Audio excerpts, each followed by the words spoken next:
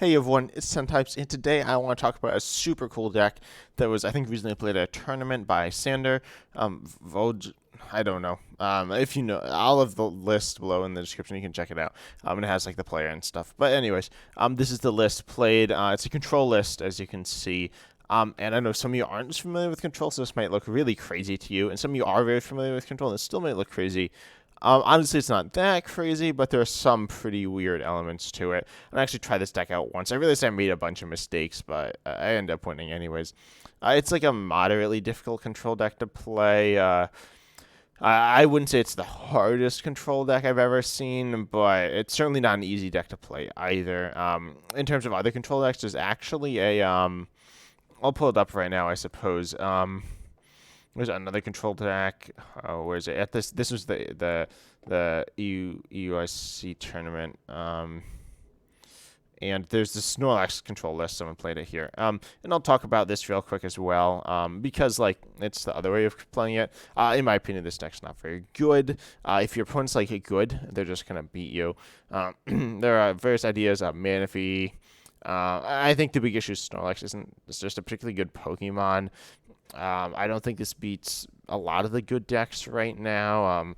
But you see some similarities as well between these two lists. They both have like abilities to stop your opponent from retreating. I think the big issue though is like I don't even know why Radiant Serena is in the Radiant Serena is in there for Lost Box, but I don't think it's winning Lost Box. You kind of need Misfortune Sisters to hit and then trap something. And we do see this list running Echoing Horn. This is not the main list I'm going to be talking about, but this list specifically does run Echoing Horn, Pot Helmet. It does not run V-Guard Energy, which I'd kind of like to see in the list, but whatever. And then what else? We do see like pennies in this. We see high counts of Arvin, which is kind of weird. I don't think that's super strong. But yeah, this list isn't doing super well, to be honest. I think it's a much easier to play list. This is not a super easy, but this is relatively easy. With the ideas of using Snorlax to just, with its ability block to get your opponent's active stuck. It's like a very solid Pokemon, but it's not anything super powerful because their opponent can gust around it. So recently, and I actually covered in my Lost Zone control deck, which is, it's not mine, but it has the list in the description, which isn't exactly control deck. Anyways, I covered, it plays a mawile, and that is not played in this list, but is actually better than Snorlax. Its attack, Tempting Trap, which says, pull it up. Essentially, your opponent's active is trapped. They can't retreat, and they also take 90 more damage next turn. It's not a big deal, the damage, but the stopping it from retreating is a big deal. You can search that with Level Ball. You can search that with Fog Crystal, which is played in this list, I thought. Maybe it's not. But you can search that with Fog Crystal if you want. Oh, it was played in the other list, but it's searchable with Fog Crystal, Level Ball, Nest Ball, obviously Ultra Ball as well. So that's very important. We still see the Manaphy. And this is where you get to ideas of different packages of in control, different types. We see the double, and these are generally in terms of energies, double turbo, psychic, and water. The lightning package is essentially gone away with the loss of speed lightning energy, as that was like the main reason you play lightning energy. We see the water package being very solid with the Crabominal V right here, allowing you to mill 2 for 1 energy, which is an okay card. I want to say I've covered it on my channel. It's a strange card, but it's solid. Although it is a bit weak in HP, like it's only 220, it'll kind of just die sometimes. You do have something like Pot Helmet to give it a bit more HP, but that's about it. It's a bit underwhelming. I don't actually love it in the deck. I don't know the main idea of why specifically you have it. I think it does replace Misfortune Sisters, and your idea is not to be sticking Snorlax in the active. Your idea is to be using various other methods of energy removal. We do actually see Crushing Hammer. We see the Team Yells here, Chilene, Flannery, a bunch of Palpads. And so the idea, for those of you who don't know, Team Yelchier, Silene, Palpad is the infinite combo. Running only one of each is a bit risky, especially when you see Coast's Experiment, which is a bit weird to me. Some people really like the card. And at first it seems really bad losing 2 cards to the Lost Zone, but generally it's actually okay because we see that like most of the cards that you have here aren't that like there are lots of disposable cards like that search. You play multiple copies of some of your Pokemon, and also like you don't need most of the cards every match. You just need a few of them. So something like Shadow Rider, Yveltal, um, you definitely don't need against obviously non-special energy decks, which there are a solid chunk of.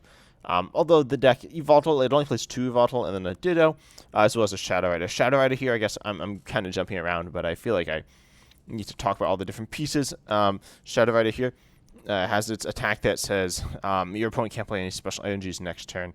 Keep in mind you can also reduce this to 0 damage if you stick a double turbo on it. It doesn't really matter though. The idea is that you remove all your opponent's your VMAX's special energy, and then you go ahead and just use his attack, and they can't ever attack.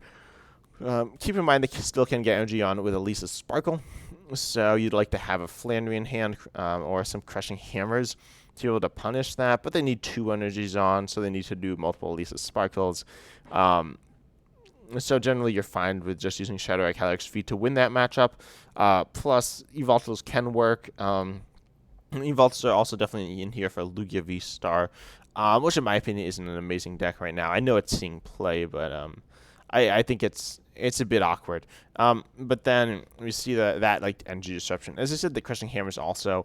I don't know what that's in here specifically for. I personally would like to actually see a fan of Waves in this list to be able to beat Mew VMAX, but I guess the idea is that the Mew VMAX matchup is solid enough with just the Shadow Rider plus the Flannery. I don't know. And you can search them out with Forest Steel Stone, which is kind of nice. We don't see Arven. As I said, Arven's just not a very good card.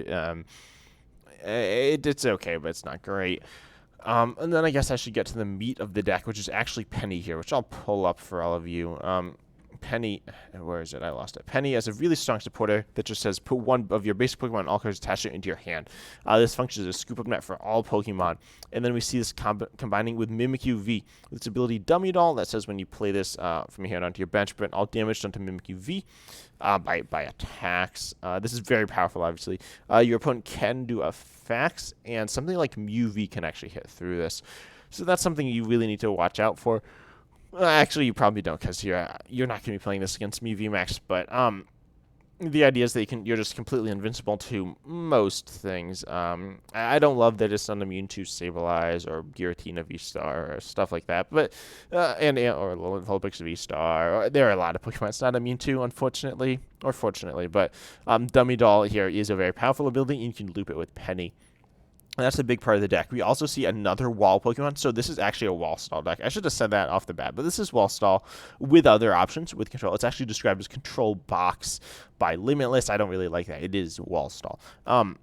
We see Ursalana with wall stall with text, I guess. Ursalana V with simply 230 HP, solid fighting type, but not weak to psychic. That's pretty important. It's weak to grass, so pretty much you can ignore that. And its ability hard coat that takes 30 less damage. Now that's fine, and that's enough for it to see play because you can use Ursalana V stacking with V-Guard energy here, reducing damage you take from Vs as well as Paw Helmet, which says. No, you can't use that with Pot Helmet, actually. I don't know. Honestly, I'm not sure Pot Helmet's here. It says if this card is attached to doesn't have a rule box, it takes 30 less. That's not the right thing. There we go.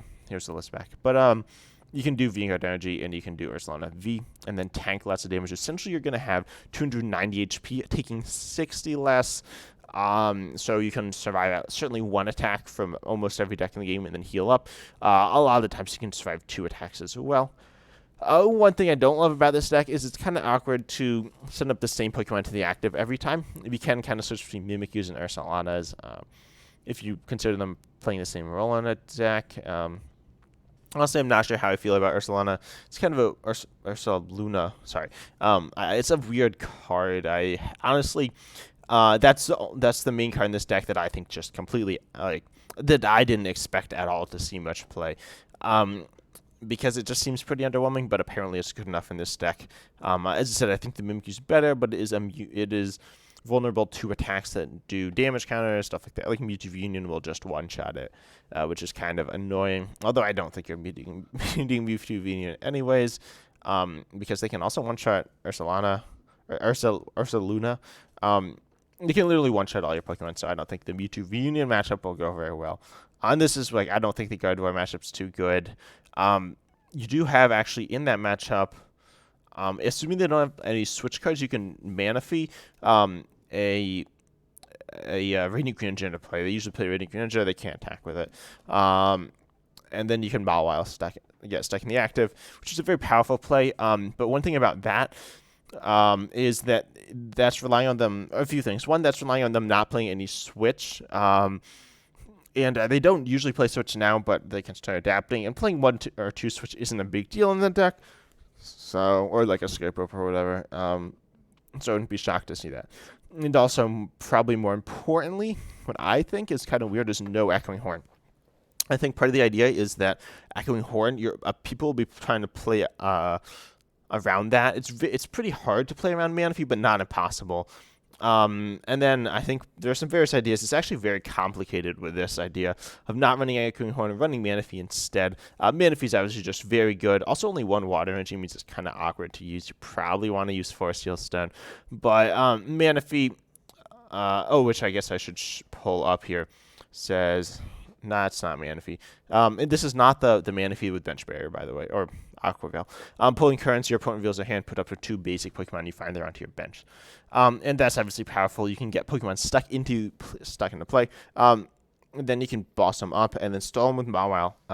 And presumably they're not playing Penny, so that's a pretty strong attack. Oh, you can also copy them with Ditto, which is just whatever. It's good, I guess. But then you can Manaphy something to play. Obviously, it needs to be in their hand. Echoing Horn does it from their discard. So the idea, if you have both Manaphy and Echoing Horn, the only place it's safe is in deck. And they can judge it or even Roxanne into their deck. But then that's risky because they might just draw into it again. But then Manaphy, it used to be pretty easy to just ditch Pokemon. You still have Ultra Ball, but you don't have Quick Ball anymore. So I think that's part of the idea why there's no Echoing Horn, because of the rotation of Ultra Ball. Meaning that getting Pokemon into the discard, because if you just have Manaphy, your opponent can just ditch their Pokemon to the discard. You can't do anything about that. I still think playing Echoing Horn in the future could be a call. It's honestly a very complex and meta call. Lots of mind games there. In reality, it probably won't actually affect the outcome of the game, but it's still something to take note of. And I think it's kind of interesting. It becomes very complex with that. As I've said, I'm just kind of rambling. The control's really fun. I like the ideas of it, although the matches can get kind of boring. But a few other things with the Psychic package, which is really interesting. That's the energy for Shadow Rider, which is very good, honestly. Shadow Rider Calyrex V is just such a strong Pokemon. Better than the VMAX, honestly. But you can attack with Mimikyu V. I don't know how viable that is. I don't know if that's a serious strategy in this deck or not. But certainly, if you hit the end of the game, you can Penny Loop. You can play like 4 Mimikyu Vs or something. And your opponent will just kind of lose. You're hitting 150, but the idea is that you're not taking any damage in return. That's kind of interesting. But I feel like people will be able to boss around you. Also, I'm surprised that there's a Miltank in this list. I honestly don't know what that's in there for. There's a new Mimikyu, baby Mimikyu, that's immune to EX as well. But Miltank, I don't know what that's there for. I'm trying to think of, like, decks that's very good against, but to be honest, I can't think of any. There are, like, decks, obviously, that play Vs, but they usually have other options as well. You could make an argument that Miltank, your opponent having to get through Miltank, put some pressure on their resources, but I'm not sure if I really think that's worth it. You can attack with it as well. It's not, like, an awful attack for damage, but obviously that's not your idea. So, honestly, I'm not sure why Miltank is in the list. I'm trying to think, like, it's not good against Gardevoir. It's not good against Lost Box. It's not really that. It's okay against Miraidon, but it's not great. What else we got?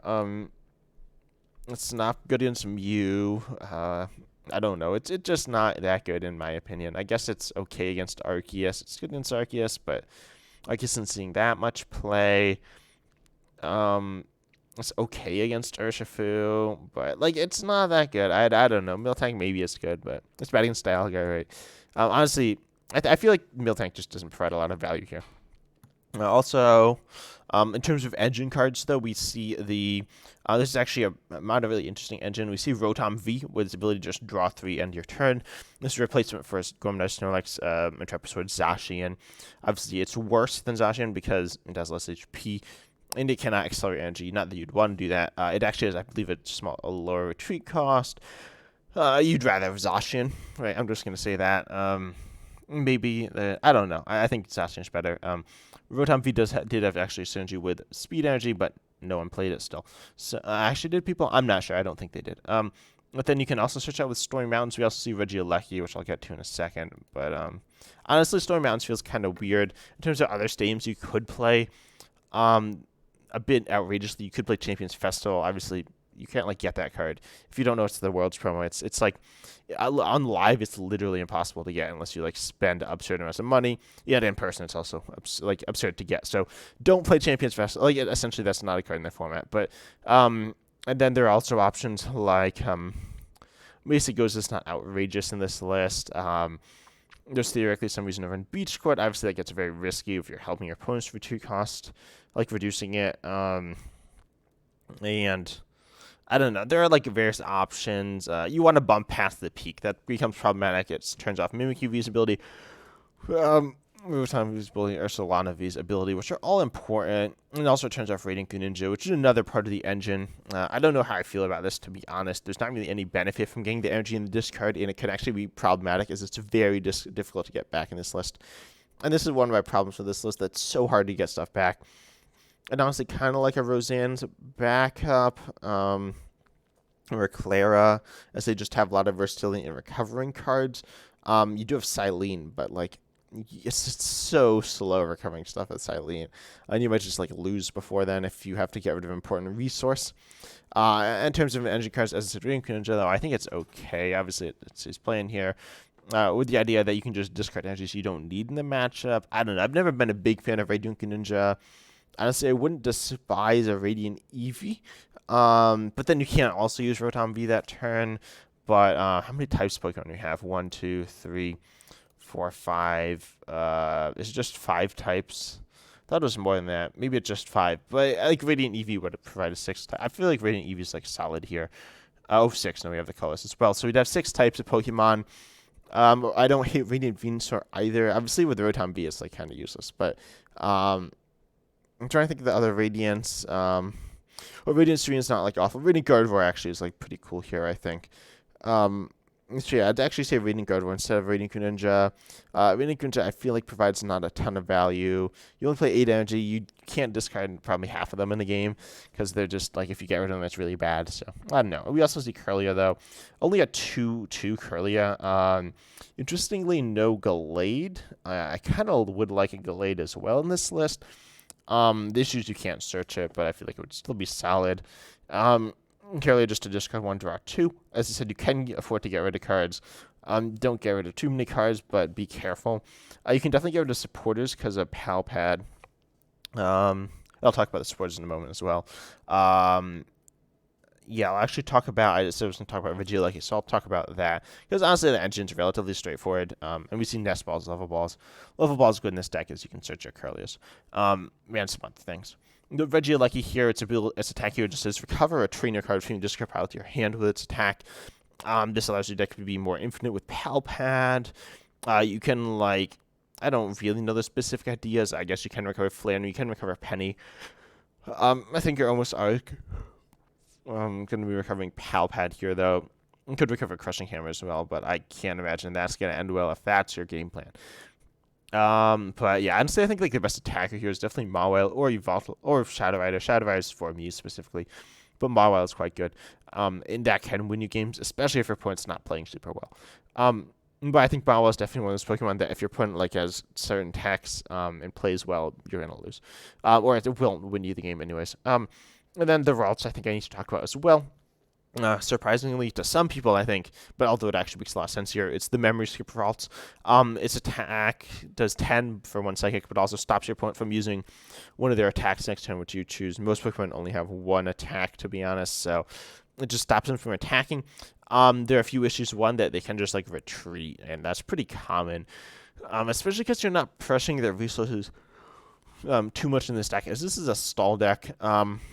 More so as instead of like a resource removal style deck. But honestly, there's not too much downside for having this in because most people would say that's really bad because it's a Lost Zone. But when you look at the rest of your deck, it's actually fine.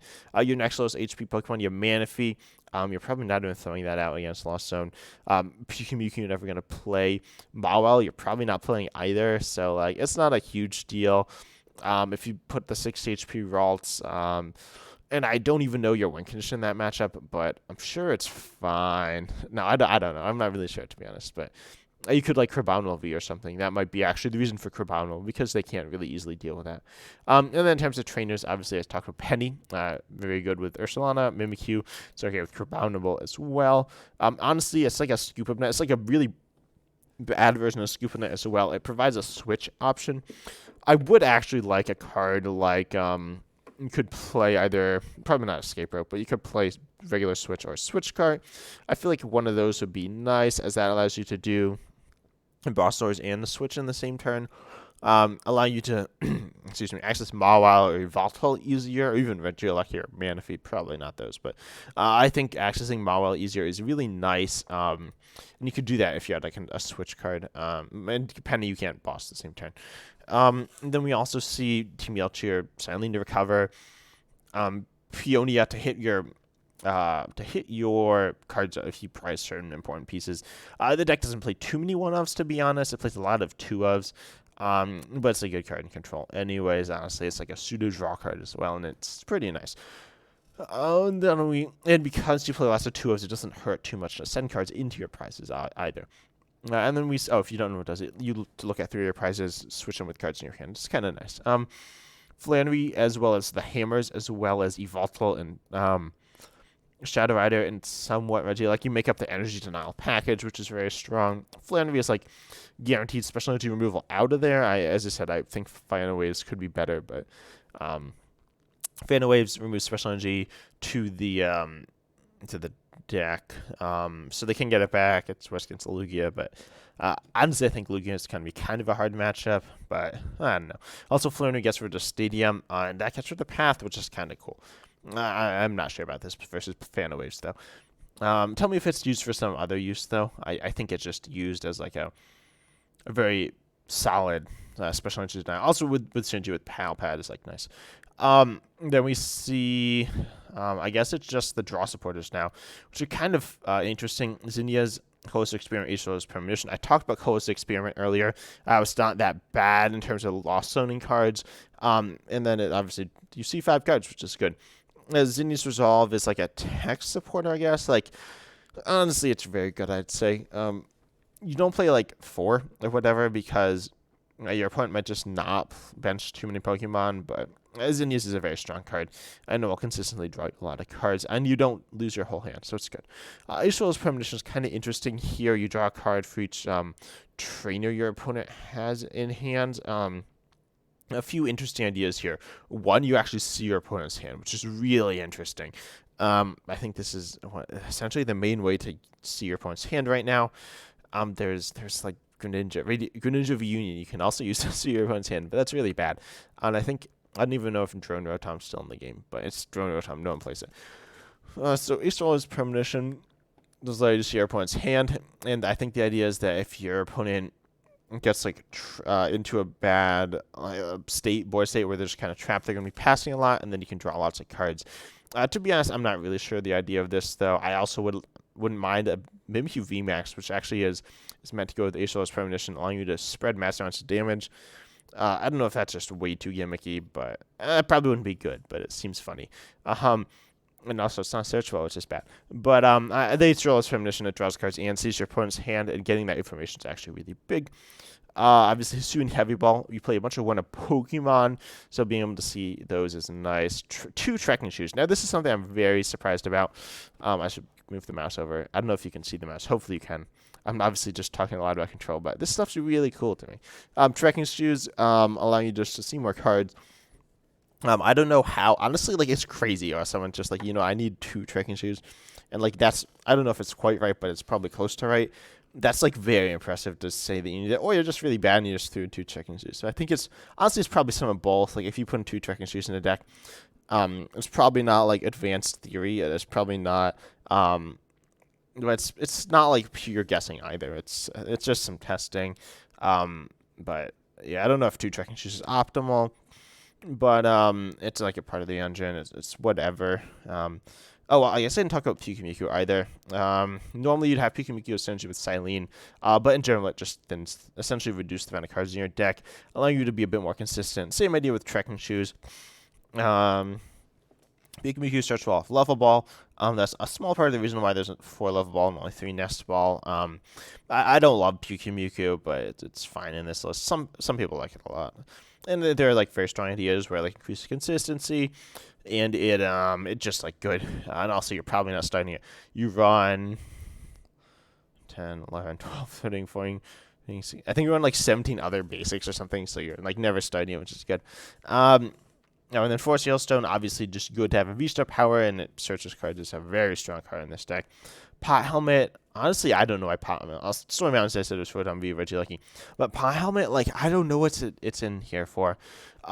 It does reduce damage from single parts. Maybe it's here for Lost Box. But I don't really know. It's just like the one card I'm not like really sure. I'm trying to think of single parts. Excuse me, Melissa. Single parts that see play. Obviously, there are like Lost Zone ones, but like Sableye is like the scariest one for you, I think, because it will just like win for your opponent. So yeah, I guess it's for Lost Box. In the next set, we're actually getting a card that says your basics have 50 more HP. I don't remember what it's called, but I think that'll see play. I think it's better as well.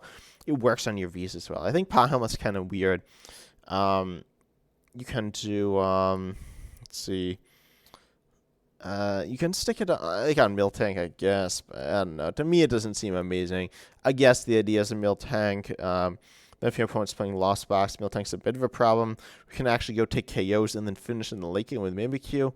I don't know. It's like I played this deck once. Like I was considering not playing it at all. I just had some time, so I played it once.